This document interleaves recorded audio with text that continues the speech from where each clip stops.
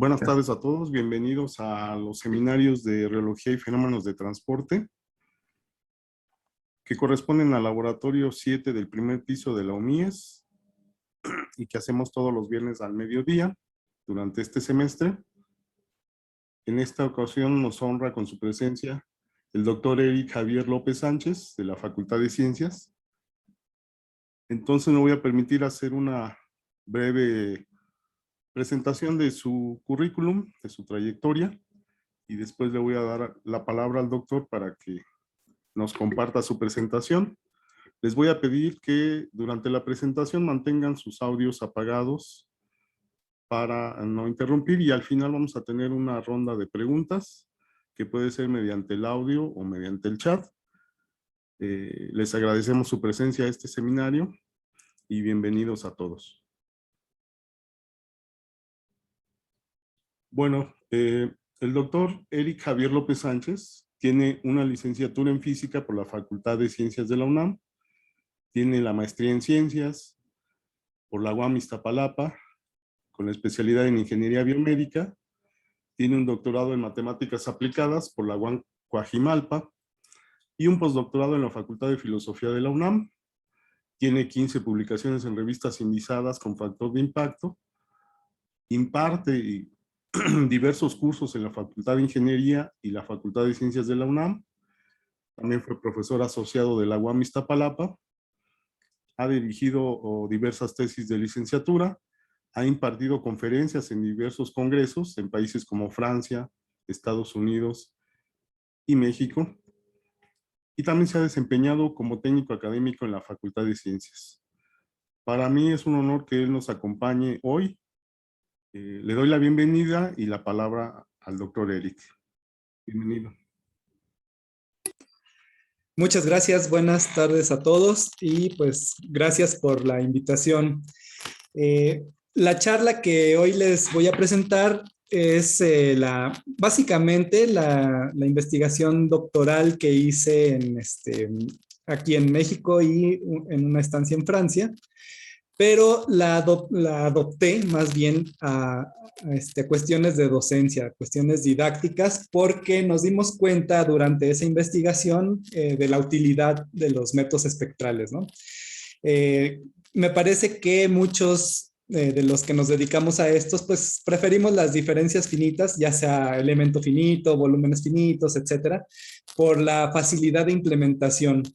En esta charla voy a mostrar un poco las coincidencias y las diferencias de estos dos métodos, y me enfoco en los métodos espectrales de Chebyshev. Hay otros, los de Fourier, Hermite, etcétera, pero estos de Chebyshev son los que me dediqué, entonces voy a hablar de ello. La presentación, pues voy a mostrarles el sistema de estudio, para qué aplicamos esta metodología, el marco teórico, porque resolvimos las ecuaciones de Navier-Stokes y continuidad. Después nos enfocamos en la variable vorticidad, porque estábamos suponiendo un sistema de aguas someras, o sea, lo aproximamos a 2 dimensiones. Después muestro los experimentos, porque bueno, todo experimento numérico o modelo matemático debe coincidir con los experimentos, si no, no sirve de nada, sino nada más es un juego, es un juguete, ¿no? Para experimentar teóricamente. Y al final, pues las conclusiones. Bueno, estos son fotografías tomadas por ahí del 2011 o 2012 de Google Maps. Bueno, en ese caso era Google Earth, que es el programa que se puede bajar de la red. Y tenía estas fotografías, entonces, pues la motivación fue que en este tipo de canales que estas son unas lagunas costeras. Según los oceanógrafos, laguna es un término específico para costeras, ¿no? Si son lagos, entonces son internos, no están en contacto con el mar. Entonces, pues me referiré nada más a lagunas, a secas, que son esta que está en Tamaulipas, estas dos están en Tamaulipas y esta está en Baja California. Entonces, aquí se puede notar, no sabemos muy bien si eran dibujos o si era parte de la toma que hacen los satélites para hacer percepción remota, pero se notan pues los vórtices que se forman, ¿no? Entonces estas vorticidades fue lo que nos motivó a hacer el estudio. ¿Por qué? Pues porque en estos sistemas hay una corriente hacia afuera, básicamente, pero también puede haber una corriente hacia adentro por el efecto de la marea. Cuando sube la marea, pues entonces la corriente va hacia adentro, y cuando baja, la corriente va hacia afuera. Y es cuando se generan este tipo de estructuras. Ahora bien, nosotros idealizamos el sistema de manera recta, rectangular, de hecho. Hicimos un código en Fortran para simular las corrientes en este tipo de sistemas, pero lo dividimos en 4 dominios. De hecho, hicimos una simulación en 7, pero quedó trunca, o sea, no la hemos terminado porque ya nos dedicamos después a otras cosas. Empezamos con 3 dominios y luego le agregamos el cuarto y vimos que pues nos daba mejores resultados. Entonces, el siguiente paso sería agregarle otros 3 dominios acá como si fuera una bahía o una laguna costera, etcétera, etcétera. Pero por lo pronto simplemente supusimos que aquí entra un flujo periódico simulando el efecto de las mareas. Después a la salida se forma un par de remolinos que le llamamos dipolo, un par de vórtices contrarrotatorios, y pues esto se deja evolucionar en el tiempo. Entonces, aquí yo les puse que el gasto o caudal lo supusimos, o más bien lo impusimos como una función senoidal, y donde esta S es un número adimensional llamado número de Strouhal, que depende del periodo de oscilación. Entonces, pues nuestras simulaciones son adimensionales, ¿no? O sea, implementamos las ecuaciones adimensionales.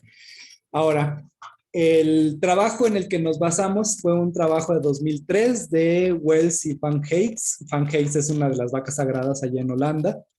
Que, bueno, ellos con un modelo analítico, un modelo más o menos sencillo, determinaron que cuando el número de Strouhal, H1 es el ancho del canal. Me voy a regresar un poquito.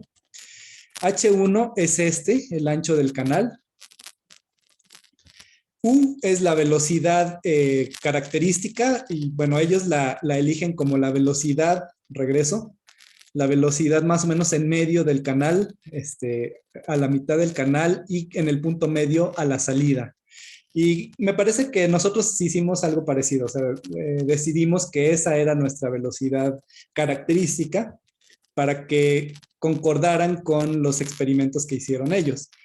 Y la T, pues es el periodo de oscilación. Entonces, si el número de Strouhal, ellos encontraron 2 opciones. Si era menor que 0.13, entonces el dipolo escapa. Y si era mayor que 0.13, el dipolo regresa. Y aquí se puede ver. Para este caso, pues es menor que 0.13, el número de Strouhal es 0.0815, después 0.01223, y aquí como que ya empieza a querer regresar. Aquí todavía hay un cachito en el que sí se puede escapar, pero ya después de 0.1296, o sea, casi 0.13, el dipolo ya regresa. Aquí la posición Y es, voy a regresar un poquito, la posición Y es desde aquí hasta el infinito, ¿no?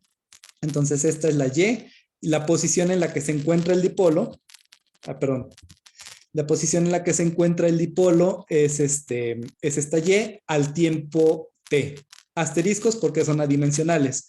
Entonces, pues vemos que para 0.14 el dipolo se va y luego de repente va a regresar otra vez al canal. Eso es lo que dijeron ellos en 2013. Entonces, bueno, ya nosotros motivados con ese trabajo, pues nos dimos en la tarea de resolver las ecuaciones de Navier-Stokes para ese sistema. Lo resolvimos en coordenadas cartesianas. Y aquí se las presento. Estas son las ecuaciones de Navier-Stokes, son ecuaciones vectoriales. De hecho, son 3 y estamos en 3 dimensiones. y en este caso fueron 2 porque supusimos la aproximación de aguas someras, o sea, en 2 dimensiones nada más. Y la ecuación de continuidad, que es la 2. Esta ecuación representa la conservación de la masa.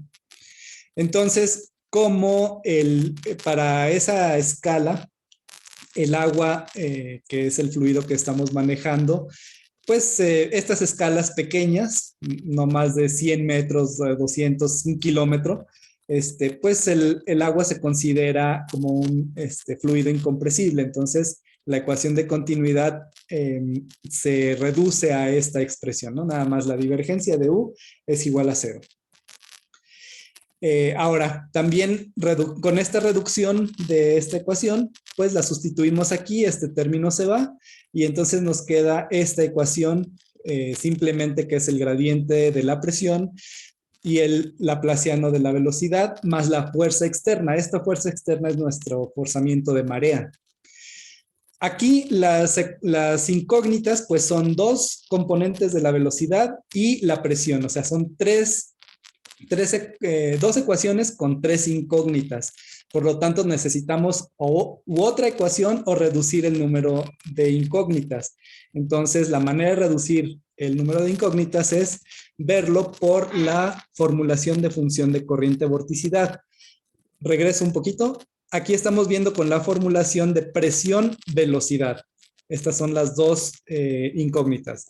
Y aquí, pues vamos a tener función de corriente vorticidad. Entonces, nuestra velocidad se va a reducir a 1 a través de la función de corriente, que es esta psi. Y la vorticidad es esta omega. También depende de la velocidad, como el rotacional de la velocidad. Si se dan cuenta, esta omega pues tiene unidades de velocidad angular. Entonces, la vorticidad pues va a ser nuestra velocidad angular en fluidos, ¿no? Y con esto, las 2 ecuaciones de Navier-Stokes y de continuidad se reducen a estas 2. Esta se vuelve una ecuación de Poisson, que pues es relativamente fácil de resolver, aunque en algunos casos, ya también lo experimentamos, es difícil que converja, sobre todo con diferencias finitas, ¿no? La solución no converge tan rápidamente o simplemente no converge si usamos diferencias finitas. Y esta es la ecuación dinámica, esta es la que depende del tiempo. Entonces aquí tenemos la dependencia temporal y estas son, todo esto es nuestro término no lineal, entonces pues tampoco es tan simple resolver este sistema de ecuaciones. Ya tenemos, bueno, aquí lo que hicimos fue aplicar el rotacional a toda la ecuación para que nos quedara esto.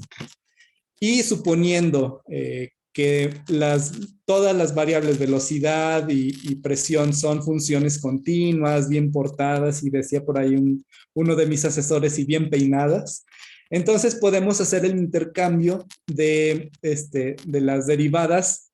Por ejemplo, el rotacional con el laplaciano podemos intercambiar y meter el rotacional en el laplaciano y en principio no va a pasar nada porque estas funciones son bastante bien portadas.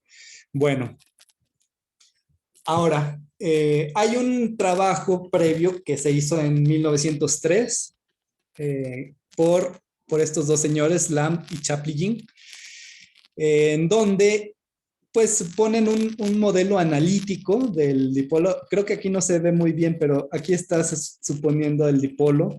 Son los 2 vórtices contrarrotatorios. Estoy mostrando las líneas de corriente de ese campo de velocidades y pues lo trabajan de manera estacionaria, es decir, le quitan la dependencia temporal y reducen el problema a la ecuación de Helmholtz.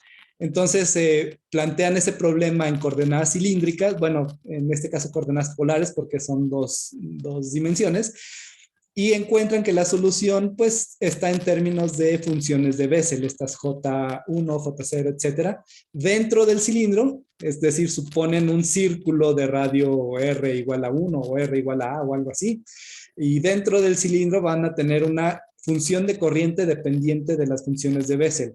Y fuera de este círculo que supusieron, encuentran este tipo de soluciones que no tienen que ver con las funciones de Bessel. muchos de los trabajos, por ejemplo, Durán-Matute, toma este modelo, lo pone en su código y lo pone a evolucionar. Y lo que hacen ellos es nada más tomar uno de los dos vórtices y suponen simetría para generar el otro.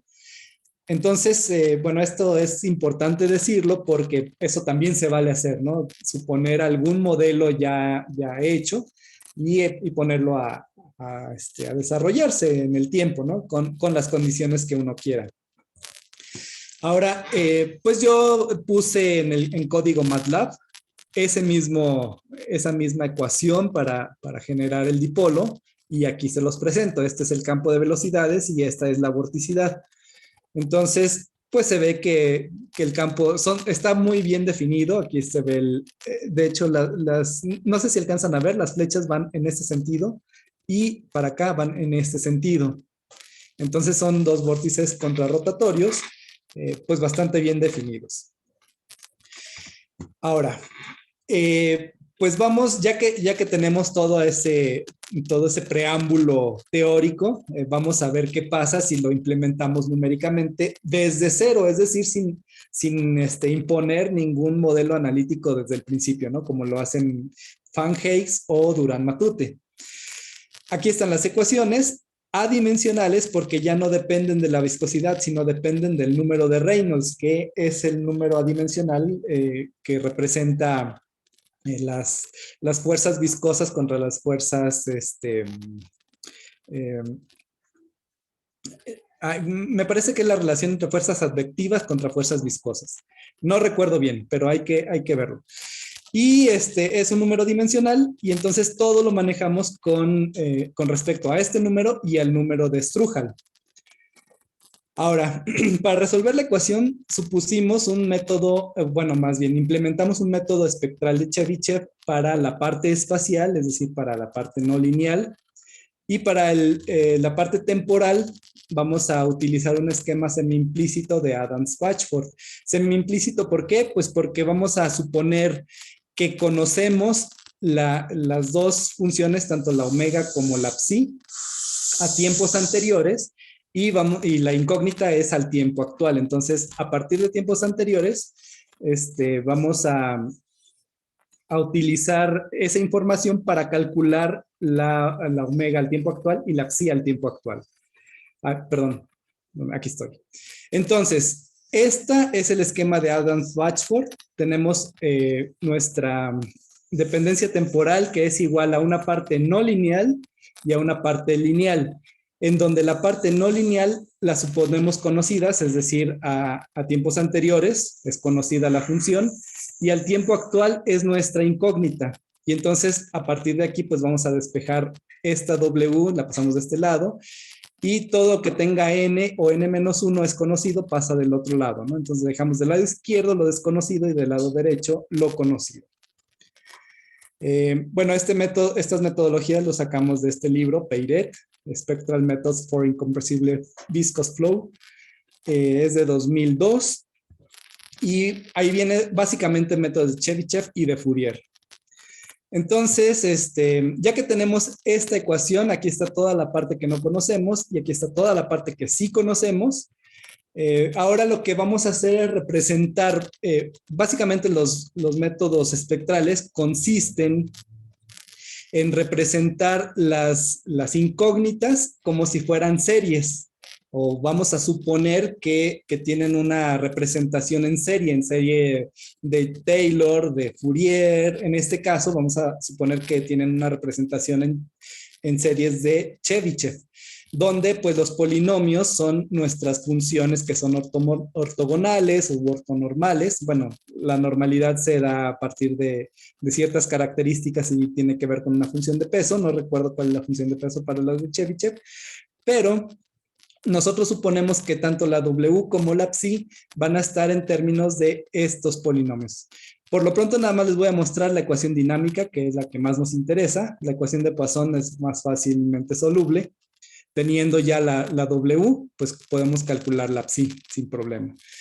Ahora, estos son los polinomios de Chebyshev. Tiene varias fórmulas de recurrencia. Yo aquí nada más les muestro una. Pero aquí lo importante es que los polinomios están en términos de X y lo podemos pasar o podemos hacer un cambio de variables a ponerlos en términos de esta Z. Y ahorita les muestro cómo funciona. En este caso, vamos a calcular la solución en los puntos de colocación de Gauss-Lobato. Estábamos entre si decidirnos por el método de Galerkin o el de colocación. Decidimos el de colocación porque era un poco más fácil de entender, al menos para mí, que yo era el doctorante. Y yo decidí esto. Y esos puntos de colocación pues se construyen a partir de esta fórmula del coseno. Por ejemplo, X, la X es todo esto, o la Y también es todo esto. Y salen a partir de dividir el círculo en n partes iguales y proyectar cuando incide el radio del círculo, el rayo del radio, incide en el círculo y bueno, es la proyección hacia el eje X o el eje Y, ¿no? En este caso, es eje X.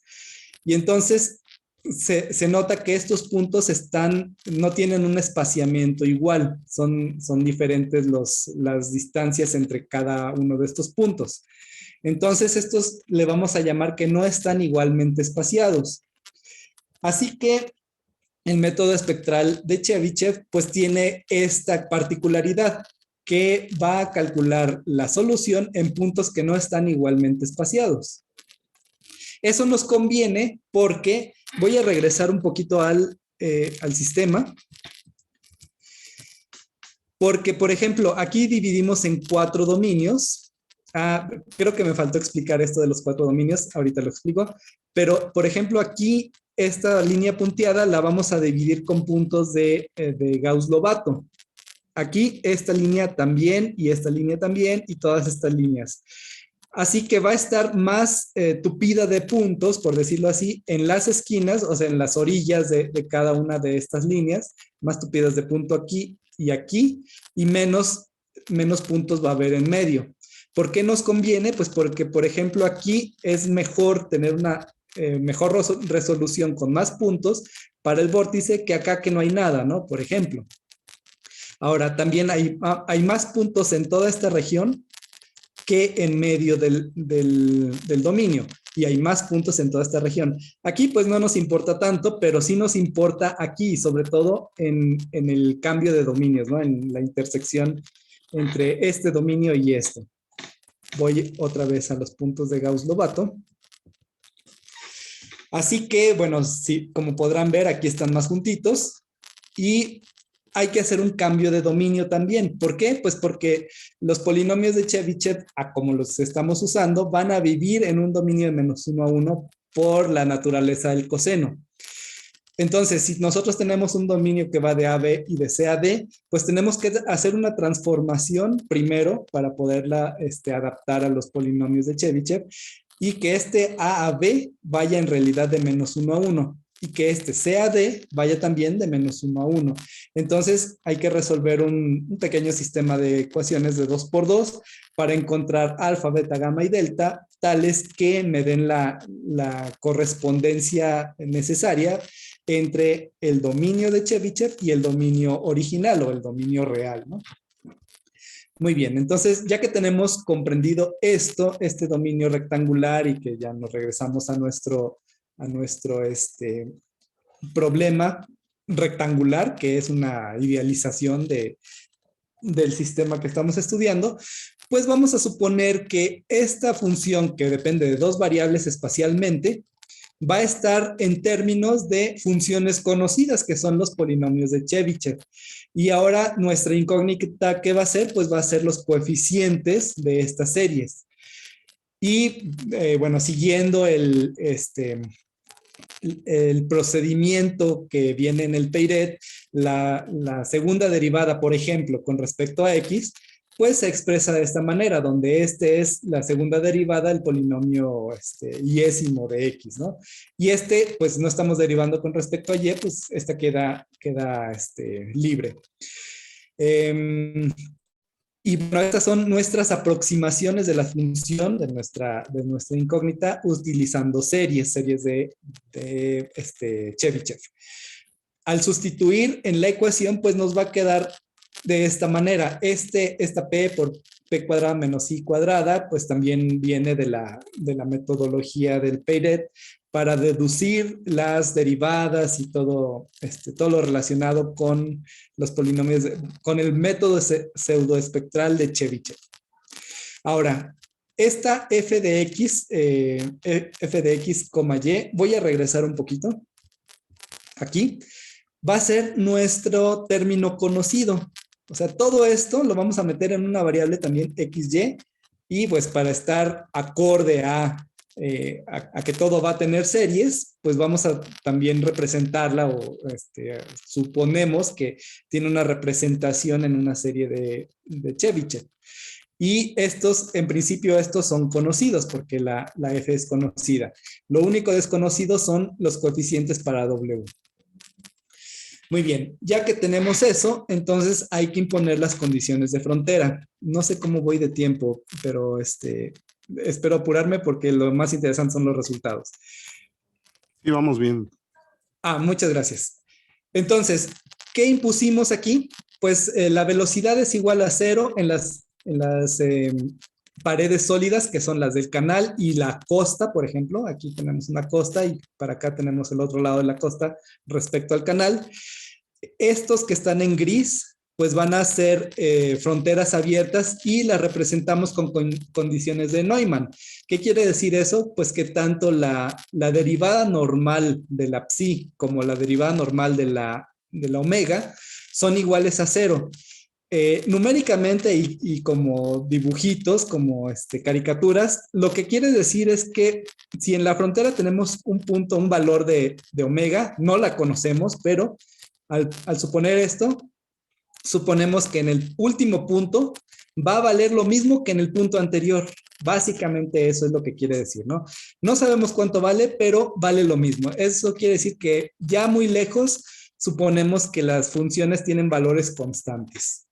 Entonces, dividimos en 4 dominios, tenemos que hacer adecuadamente la intersección de dominios, que coincida el valor que obtuvimos con este dominio con el valor que obtuvimos con este dominio en el punto en el que son iguales, porque si no, pues no va a converger la solución nunca, ¿no? El perfil parabólico a la entrada, aquí suponemos un perfil de Poiseuille o Poiseuille o como quieran decirle, es francés, que es básicamente poner una parábola de entrada aquí y dejar que se desarrolle. El problema que tuvimos, primero pusimos esta L2 como 5 unidades del canal, o sea, lo que vale el canal vale 1, y en términos de ese canal, o sea, de H1, pusimos todo lo demás. Esta L1 la pusimos primero en 5 y nos daba pues resultados bastante buenos, pero no tan convincentes. Después lo pusimos más largo, a 8, y eso nos dio una mejor representación. Supongo que si lo ponemos todavía más largo, va a dar más credibilidad en los resultados, pero ahorita lo van a ver ustedes y lo van a juzgar. Muy bien, ahora partimos del reposo, es decir, no tenemos nada al principio, todo vale 0 y solamente ponemos una pequeña perturbación en el punto siguiente. O sea, el primer punto vale 0 y el segundo punto vale una pequeña perturbación que me parece que era por 10 a la menos 5, aleatoria. Entonces, a partir de ahí se conocen los tiempos 0 y tiempo 1 y vamos a calcular a partir del tiempo 2. Se me olvidó decir que los esquemas que utilizamos fueron a orden 2. Entonces, creo que fue bastante bueno ese orden. Pudimos haberlo hecho a orden 3, orden 4, pero creo que fue suficiente con orden 2. Ahora, el forzamiento. Pues primero pusimos 3 números de Strúhal, uno que fuera menor que 0.13 según la teoría de Wells y Van Hayes, uno que fuera mayor que 0.13 y uno que fuera menor que 0.13 pero no tan pequeño como ese, ¿no? ¿Por qué? Pues porque nos dimos cuenta que no eran solamente dos resultados, sino hay tres resultados. Ahora, los números de Reynolds con los que trabajamos fueron 67, 333, 667 y 1000. El fluido pues fue agua. Y bueno, vamos a continuar. Las primeras simulaciones que hicimos fueron poniendo pocos puntos en los dominios. Por ejemplo, aquí en el canal, aquí en el canal entre menos 0.5 y 0.5 había 10 puntos nada más, 10 puntos de colocación. Y luego entre menos 0.5 y 6.5 había 20 puntos. Entonces, en esta Y en total había 50 puntos en todo este dominio. Y en la X había 30 puntos en todo este dominio y estos fueron los resultados. Entonces, pues me criticaron mucho esto porque lo llevé a un congreso en Holanda y dijeron, no, es que tiene muy poquitos puntos, así que pues al regresar le pusimos más puntos. Ya no lo pongo aquí, pero yo se los digo, en el canal fueron 60 puntos y entre 120 y 200 puntos en esta parte de la Y fueron también 200 o 250 puntos en la X. Entonces esto nos dio estos resultados que les convencieron más. De hecho, esta es una figura del artículo que se publicó por el doctorado. Aquí lo que estoy graficando es la vorticidad. Vemos que este es un vórtice que está girando en el sentido de las manecillas del reloj, por lo tanto la vorticidad entra a la pantalla, ¿no? Y este es un vórtice en contra de las manecillas del reloj, por lo tanto la vorticidad sale de la pantalla. Y aquí tomamos una línea, por ejemplo aquí a la mitad del dipolo y graficamos la vorticidad. Y luego lo pusimos otra línea en este otro dipolo y es esta otra vorticidad, la punteada, que es un poquito más suave. Entonces, aquí una conclusión parcial es que conforme el dipolo avanza, la circulación disminuye y la vorticidad tiende a parecerse al modelo de Lamb-Chaplygin. Aquí yo dije 1903, que es el artículo original, pero encontramos una versión, un refrito, por decirlo así, en 2007. Entonces el editor de la revista nos regañó y nos dijo, no, pongan la de 1903. Ah, bueno, está bien. Pero esta se ve mejor, obviamente, ¿no? Aquí, bueno, estos son una foto de resultados experimentales de Floor y Pancakes que publicaron en Journal of Fluid Mechanics. Y aquí les pongo una simulación que hicimos nosotros. Espero que no se tarde mucho. No, parece que va bien. Entonces, ahí ven cómo se empieza a salir el dipolo y se empieza a formar. Entonces, algo de lo que no había hablado antes era de esta que le llamamos estela de vorticidad. Estas dos líneas que pues el dipolo de Lamb-Chaplygin o el modelo de Fan-Hakes no consideran, ¿no? No les aparece esto a ellos. Y bueno, ese es para el Strugel .0075 y Reynolds 667. Lo interesante aquí es cómo se forman después de la estela de vorticidad como una calle de vórtices. Voy a la que sigue. Estas son fotografías del experimento de Wells y Pancakes. Ya son una imagen experimental, no, es solamente visualización, no tiene datos. Y esta es otra que realizó Nicolau en una tesis de maestría, me parece, en Texas. Entonces aquí nada más pintaron el agua y vieron cómo el vórtice se va desplazando y forma esta estela de vórtices, y cuando empieza a parar, pues empiezan a formar como la calle de vórtices que se observó en la simulación. Ahora, vamos a Strugel un poquito más grande, es decir, cuando ya puede regresar o puede, se supone que si es menor que 0.13 se escapa. Vamos a ver qué ocurre con este. Aquí yo ya puse el dipolo no regresa ni escapa. La intensidad de la vorticidad decrece y se da la coalescencia de vórtices. vean que salió el primero, regresa y luego sale el segundo, el primero todavía se mantiene ahí, regresa y luego sale el tercero y aquí ya el segundo y el primero ya se están mezclando. Coalescencia significa eso, ¿no? Mezclarse las vorticidades. Aquí ya tenemos el tercer vórtice y estos, pues antes de que escapen ya se están deshaciendo, ¿no? Entonces, pues decidimos que en este caso el vórtice no escapa porque si se dieron cuenta, aquí tenemos de 0 a 15 unidades del canal y en el otro me parece que teníamos hasta 25. Entonces, pues ya se supone que esta estructura ya nos escapa. Voy a la que sigue. Ahora, con este mismo estrujal, pero un Reynolds más grande, vamos a ver qué ocurre.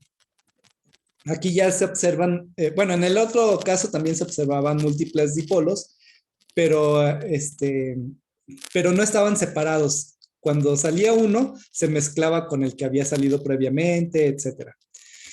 Aquí, como la fuerza, bueno, el arrastre es un poco mayor, se supone que bueno, más que el arrastre, creo que es la velocidad a la que sale, ¿no? El forzamiento es por la velocidad. Entonces, les permite que al mismo tiempo, si tomamos una foto, van a aparecer varios vórtices. Aquí hay 1, 2 y este que ya se mezcló con el primero, ¿no? 3. También se forma la coalescencia y este es el efecto leapfrog, ¿no? El que entra el vórtice en medio de los dos, entra el dipolo, perdón, en medio de los dos vórtices. A eso le llaman efecto leapfrog. Vamos a ver el que sigue.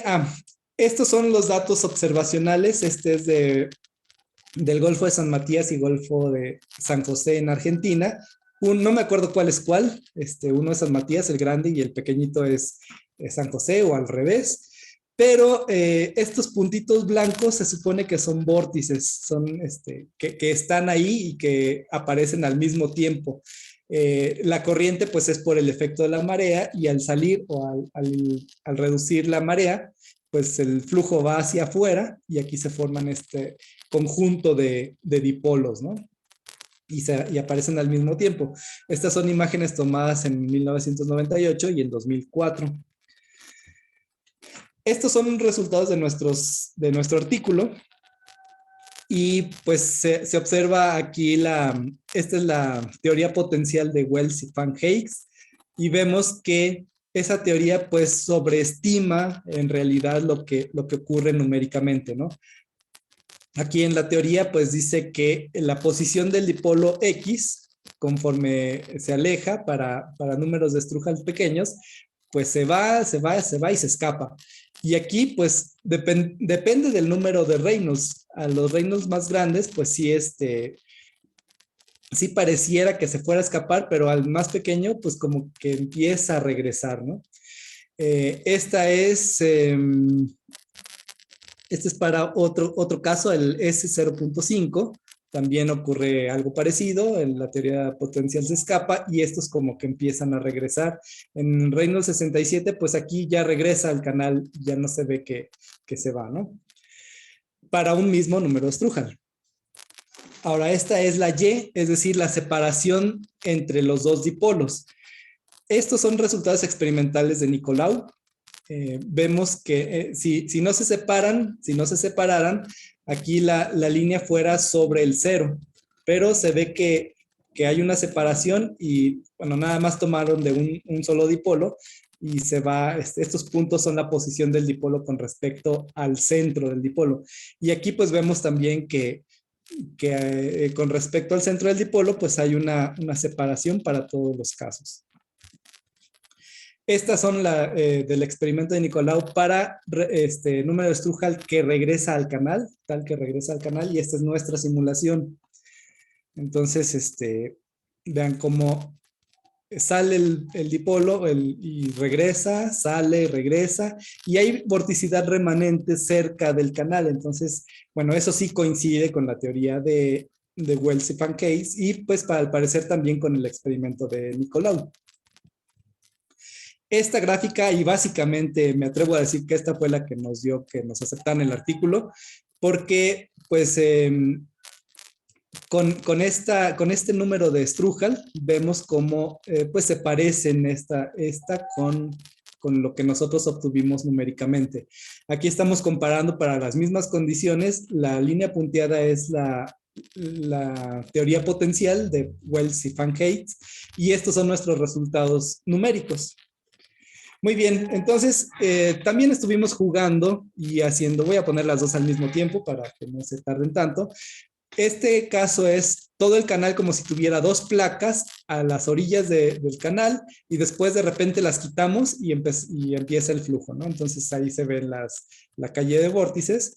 Aquí es a S igual a 0, entonces pues también ocurre algo parecido que a ese punto 0,075 se forma la calle de vórtice con la estela. Bueno, ahora, eso fue con métodos espectrales. También hicimos el mismo experimento, pero utilizando el software libre que se llama OpenFOAM y que trabaja con volúmenes finitos. Entonces pusimos las mismas condiciones, paredes sólidas, la velocidad de 0, impusimos estas condiciones también para la función de corriente, pues tenemos 0 en el fondo y el perfil parabólico en la parte de arriba, en la superficie, y W cumple con las condiciones de Neumann. Entonces también impusimos el perfil parabólico a la entrada y las mismas condiciones de Neumann. Ahora, los parámetros fueron, los forzamientos fue 0.01, 0.02 y 0.05 nada más.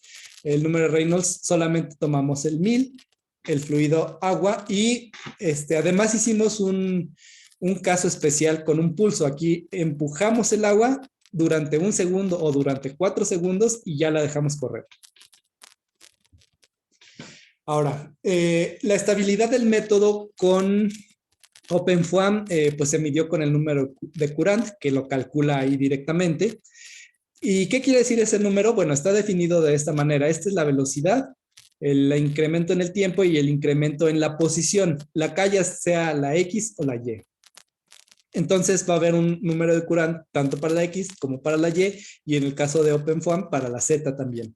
¿Qué quiere decir eso? Bueno, así también con caricaturas, quiere decir que si U por T es mayor que el tamaño de la celda, de delta X o delta Y, entonces vamos a tener divergencias numéricas, ¿no? Vamos a tener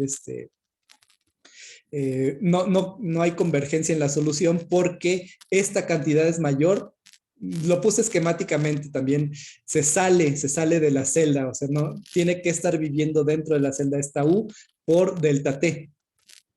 No es un dominio físico, porque pues esta puede ser tan grande como quiera, pero si es mucho más grande que el tamaño de la celda, pues entonces va a tener divergencias. ¿Qué se hace en ese caso? Pues se reduce el tamaño del tiempo.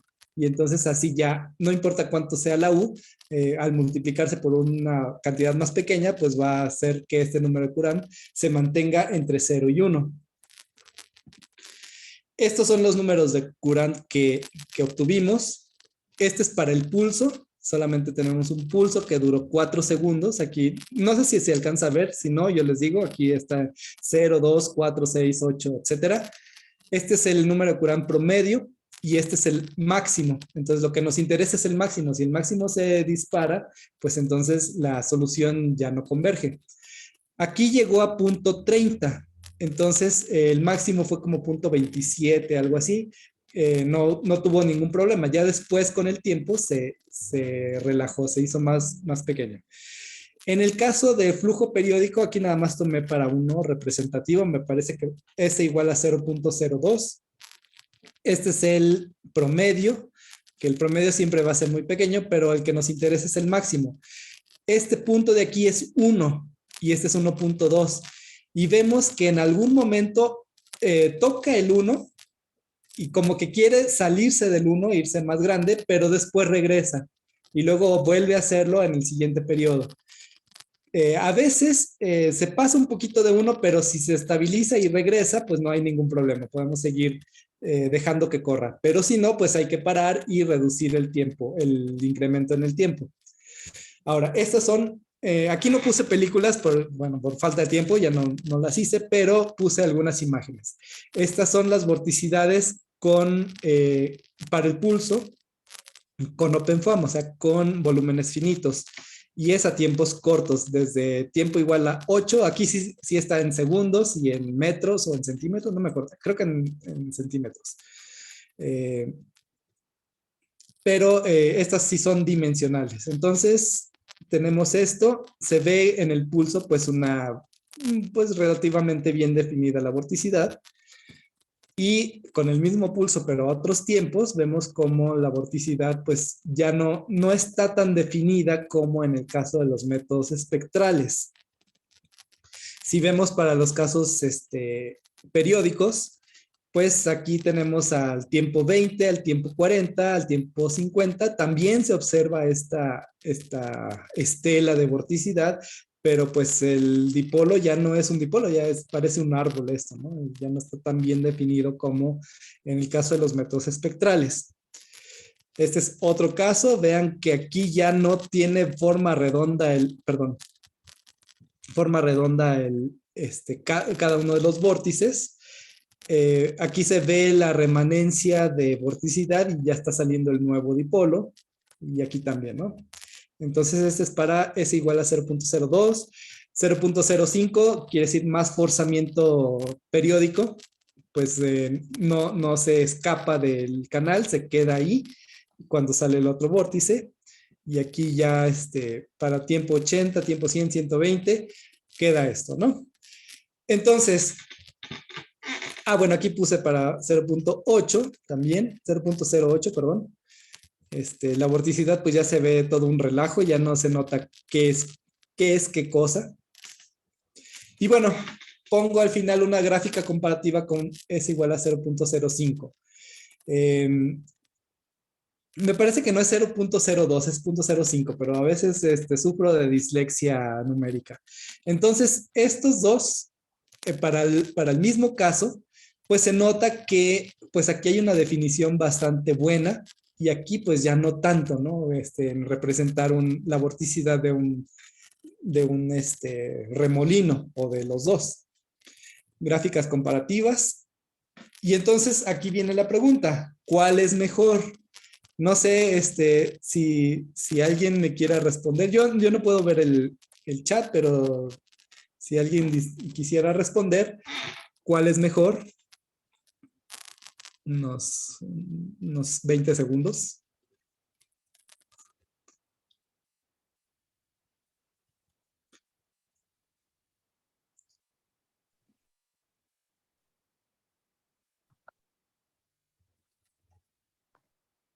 Hoy voy a regresar. Pues a primera vista pareciera que ¿verdad? El que Chebyshev, perdón. No sé si alguien iba a hablar, escuché ahí. No, creo que no. Bueno, pareciera que Chebyshev que tiene una mejor definición que los volúmenes finitos. Y bueno, pues para un matemático, claro que es mucho mejor ¿no? Tiene una gráfica más definida, más bonita que la del otro lado. Ahora, vamos a comparar con experimentos que hicimos. Estos los hicimos en Francia. Después nos trajimos la técnica para acá y compramos todo el material y también trabajamos con este mismo método aquí en el taller de fluidos de la Facultad de Ciencias. ¿Qué hace? Perdón, ya me fui. Aquí pongo el esquema del libro de donde nos basamos. Tenemos una cámara y vamos a ver cómo es el flujo, vamos a medir el flujo a través de sembrar partículas. En este caso eran esferas de vidrio bañadas en plata para que brillaran más y son iluminadas con un haz láser que se abre con una lente cilíndrica para tener un plano. Entonces ponemos la cámara aquí y le tomamos fotos, muchas fotos a esto para ver cómo es el desplazamiento de las partículas.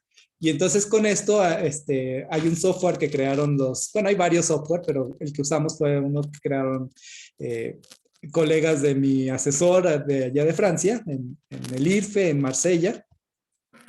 Aquí está el experimento que montamos. Con esto pusimos el canal, supusimos el canal.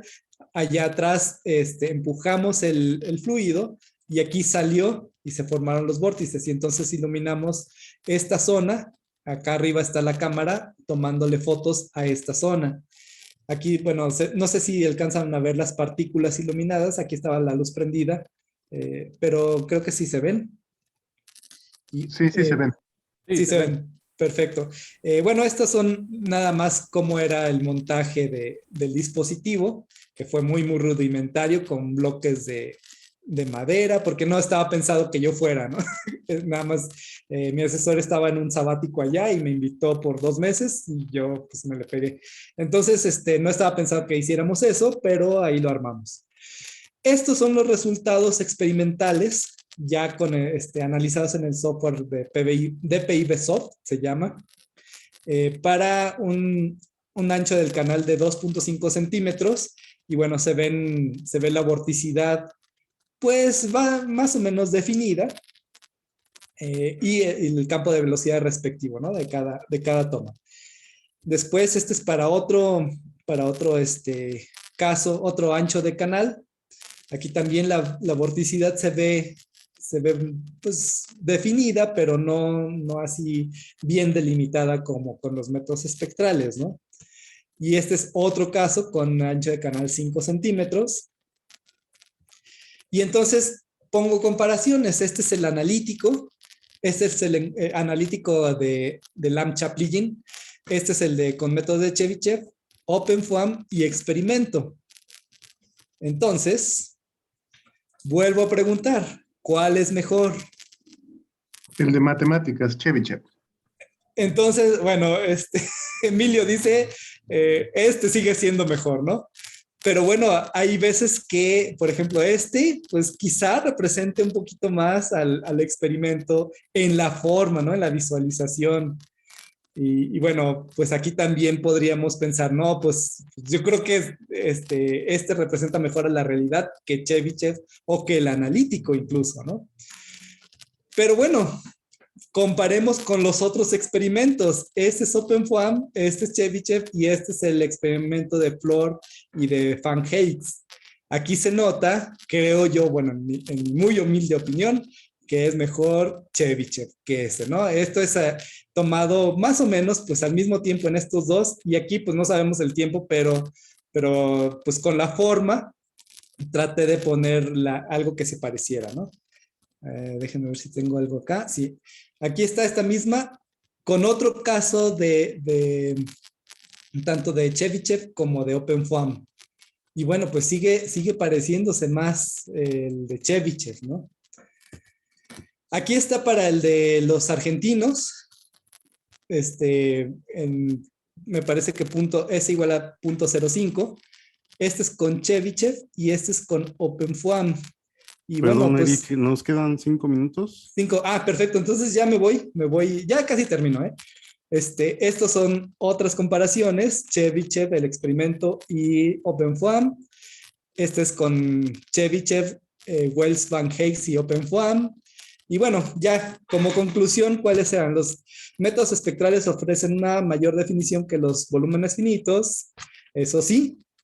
Los métodos espectrales se asemejan más a las funciones analíticas porque consideran aproximaciones a orden alto. Son aproximaciones de derivadas bueno, las derivadas numéricas saben que se definen a partir de las series de Taylor, a menos las diferencias finitas. Y en los métodos espectrales, pues son derivadas de series. También es como interpolación con series, ¿no? Y utilizan derivadas a todo orden, o a orden alto. Cualitativamente, los volúmenes finitos reproducen mejor los experimentos en relación al ruido presentado en los registros. Y esto lo digo porque pues las fotos de Van Heijs, de Nicolau, de Floor, son solamente visualización del campo, pero no tienen forma de medir, como en el caso de PIB, con el PIB, ¿no? Bueno, entonces, ¿cuál es mejor? Eso ya se queda a su criterio. Chebyshev. Muchas gracias. Chebyshev, ganó Chebyshev. Muy bien. Pues le agradecemos al doctor Eric por su muy interesante presentación y pues si alguien tiene alguna pregunta, tenemos poco tiempo, pero podemos Bueno, sí, aceptar una o yo dos sí tengo una preguntas. pregunta, Eric. Primero que nada, Adelante. agradecerte, Sí. Eric. De veras que fue una plática muy, muy enriquecedora. Sobre todo que hay muchos estudiantes que están viendo estas pláticas y ven que hay conceptos que son muy en común en todas las ramas, ¿no? Una pregunta puntual, hay muchas, pero mira, a mí me sorprende cómo el concepto de dipolo, que se ve básicamente en electromagnetismo, en electrodinámica, o sea, se preserva hasta en los fluidos, son dos entes que interactúan y todo eso. Claro. Este, estás hablando de vorticidad. ¿Hay posibilidad de que la vorticidad disipa energía? O sea, es algo Sí. que nosotros hemos visto en expansiones, contracciones en fluidos viscoelásticos. Una pregunta para ti sería, no sé si tú sepas esto, ¿la vorticidad se difunde? O sea, ¿puede tener una ecuación de difusión, la vorticidad? No estoy seguro, pero lo que sí sé es que se disipa, ¿no? O sea, se empieza a destruir Eso sí, la ajá. vorticidad, Y pero que se ve, ¿no? se difunda como conservando la energía, no, no creo, ¿eh? Porque por por la viscosidad, vaya.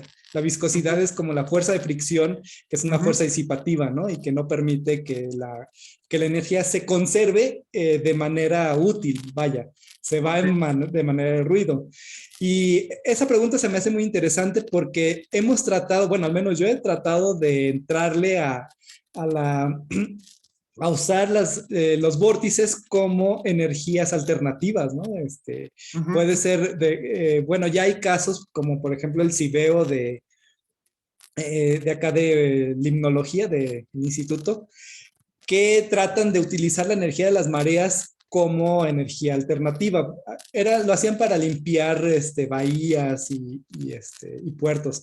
Pero pues si usamos algo así para la vorticidad, pues también podría ser muy útil, ¿no? No sé. Ok, ok. Eso puede ser. Bueno, hay muchas, pero bueno, por lo menos esa parte, y rápidamente, si me permiten, es cuando metes las funciones de corriente, que son las ecuaciones de Cauchy-Riemann, bueno, que vienen de las ecuaciones de Cauchy-Riemann, suponiendo que la función es analítica, ahí lo que haces es hacerlo más soluble el problema, es decir, bajas los grados de libertad o es pues, simplemente para el método numérico. Y con eso termino. No, no, lo que pasa es que aprovechando que estamos en dos dimensiones o la suposición de aguas someras, utilizamos la formulación función de corriente vorticidad para quitarnos de encima la presión, porque medir la presión en fluidos es muy, muy difícil, ¿no? Tenemos que suponerla de algún lado, medirla, no sé. Entonces, con esta metodología, función de corriente vorticidad, pues se elimina la presión.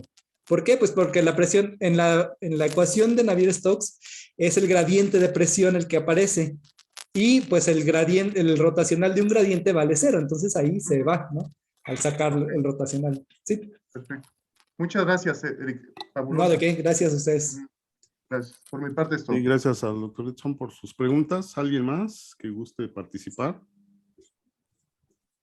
Sí, doctor Eric, si me Adelante, Luis. permite hacer una pregunta. Soy Eric, por favor. Adelante, adelante, Luis. Gracias por la presentación, muy interesante todo este tema de simulación numérica y de flujo de fluidos. Mi pregunta va relacionada con el experimento.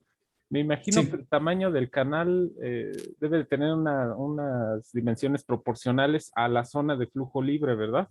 ¿Eso es para evitar efectos de borde o algo por el estilo? Bueno, pusimos el canal máximo a 5 centímetros porque hay evidencia, bueno, ya de experimentos también, que solo con aguas someras, pero considerando las 3 dimensiones, aparece un tercer vórtice en el sistema, ¿no? Entonces, por ejemplo, el canal fue de 2.5 centímetros, cuando la profundidad de la capa de agua era de 5 centímetros más o menos, ¿no? Entonces, y luego aumentamos hasta 5 centímetros. Entonces, más o menos la distancia del canal debe ser comparable con la profundidad del agua para considerarlo como aguas someras, ¿no? Ah, correcto. Si la profundidad fuera más grande, pues ya no es aguas someras y ya tienen otros efectos, ¿no? Otra Sí, componente, ¿no? Espacial. claro. Este, si digamos el canal tuviera no una geometría plana, sino otro tipo de geometría, no sé, parabólica o un poco suave, ¿han estudiado el tipo de efectos que hay en ese flujo? No, pero qué buena idea, gracias por darnos esa idea. Sí, no, lo que estamos pensando más bien es ponerle a la salida del canal cúmulos de arena o cúmulos algo ¿cómo se llama? Plexiglas también. Ajá, Eh, Plexiglas. Simulando la acumulación de arena fuera del canal, ¿no? Porque hay dentro del canal se erosiona y esas partículas se depositan prácticamente afuera. Y eso también produce ciertos efectos y es lo que tratamos de estudiar. Pero forma del canal de otro tipo, no lo hemos, de hecho no lo había pensado, que honestamente, curiosamente, ¿no? yo estoy haciendo simulaciones de bioreactores y cuando uno considera fondo plano, el método numérico converge mucho más rápido, es diferencias finitas, el método de Ajá, Galerkin, pero cuando el ajá, fondo ya tiene cierta curvatura, el tiempo de cómputo y a veces la convergencia están, a veces sí, no, simplemente no converge o el tiempo de cómputo es extremadamente largo. claro. Y ya por Bueno, último, sí, ajá, adelante. pero nada más, es que también estamos haciendo ahorita, está en proceso, simulaciones con una rampa, bueno, un escalón que tuviera y luego de ahí se va suavizando hacia una rampa, ¿no? Y hasta llegar al fondo plano. Y no, bueno, no hemos tenido problemas de convergencia, pero ya estamos sacando bastantes resultados buenos. Sí, la que sigue, perdón. Interesante, interesante. Y ya por último, Eric, ¿han probado con fluidos viscoelásticos en el mismo No, canal y tal? no, todavía no. No nos hemos metido a fluidos no newtonianos, ¿no? Exactamente. Sí, Todavía. Ujú. sí, porque Bueno, ya por último, desafortunadamente, con fluidos no newtonianos inelásticos, el tiempo de cómputo casi se triplica para un También, mismo sí, debe sistema ser. geométrico. Sí, sí. Debe ser. Y Ah, ya pues ya sí, tengo varias ideas. Gracias. gracias Luis. Desafortunadamente ya estamos sobre la hora, pero voy a leer los comentarios del chat. Nos dice Ángela Denise, muy interesante la presentación, lamentablemente tiene clase, un saludo. Y María Guadalupe le pide a Eric que si podría compartir la bibliografía para leer el artículo, le interesa saber más del tema Claro, y muchas gracias por su tiempo y que estuvo muy interesante. muchas gracias. Sí, la bibliografía pues se la mando a Luis y ya para que si gusta la distribuya para que lo lea, ¿no? Ok, Toda la que vimos en la presentación.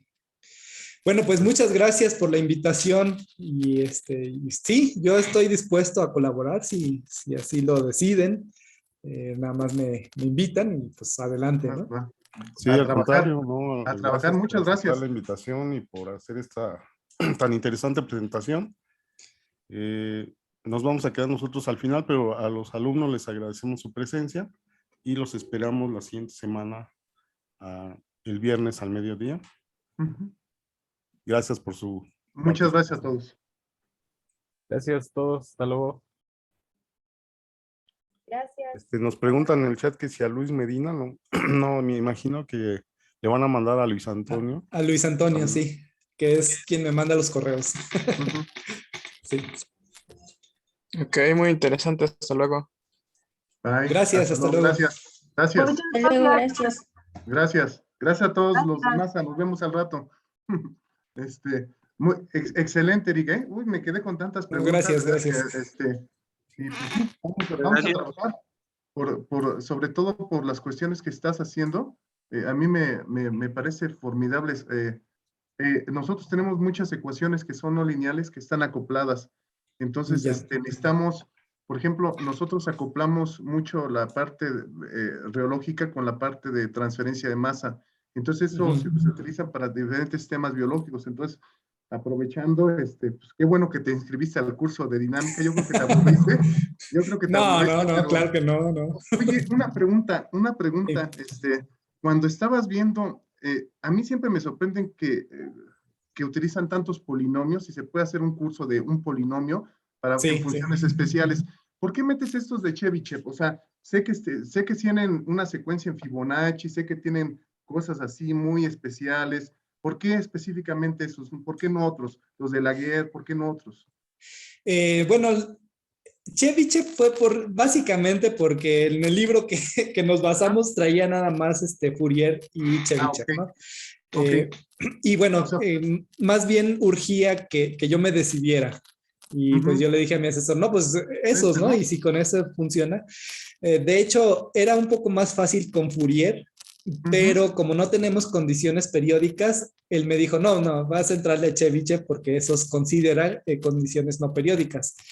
Ahora, cuando fui al postdoc allá en Francia, pues me di cuenta que los franceses, como Fourier es francés, ellos adoran a Fourier, ¿no?